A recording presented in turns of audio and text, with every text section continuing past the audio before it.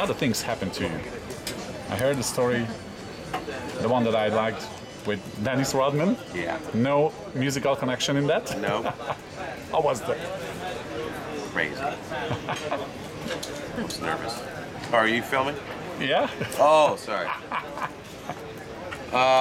Okay, so I used to live in Chicago during the Bulls basketball dynasty. Michael Jordan, Scottie Pippen, Dennis Rodman, all those guys. So I lived right downtown where everybody was living. So one day, I'm in a hotel and I'm going up I'm going to the lounge upstairs. There was some band playing. So I was in the elevator. And I'm on the elevator, I'm going up, stops on the next floor. Who gets on? Dennis Rodman gets on the elevator with me with 2 bodyguards bigger than him. They were massive, 7 foot.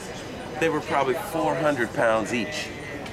2 of those guys and Dennis Rodman, they get on the elevator and with me. And so I'm like, kind of nervous, you know. Yeah, you know, these big guys, right? And Dennis Rodman says one thing to me. He says, "Hey, can you hit 7?" I was like, 7. Hoping I hit the right button. I didn't want to mess up, you know. And then, no. And then we go up to 7, they get off, and that was it. What can I say? He's a big guy, and they were bigger. Crazy stuff. Have you ever had some strange phone calls? I've actually had a couple. 2 really strange phone calls. Not strange, but, you know, they were almost life-changing a little bit, you know, for a musician. Mm-hmm. Number 1, I did a cover song of one of my favorite bands, Earth, Wind & Fire, several years ago. And I did a song, Serpentine Fire, by them. And I put it on one of my records. And there was a radio station in LA called The Wave. They started playing this song. And there was this guy, he was driving around, heard the song on the radio, liked it, went to the record store, bought the CD, went back to the studio that he worked at, and he just happened to work. The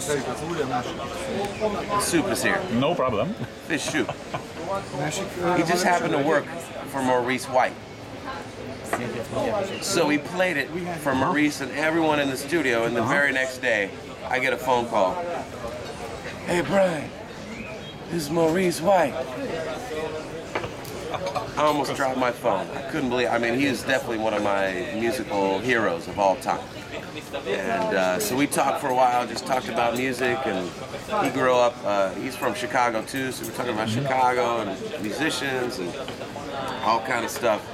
And so then 2 years later, I had the idea to make the Bringing Back the Funk CD. So I called up Maurice and said, "Hey man, I have this idea to do a funk record, and I would love to have you be involved in it in any way, any capacity you want. I mean, just come by and clap on the song. I don't care, right?" So he said, "You know what? Why don't we co-produce the whole album together?"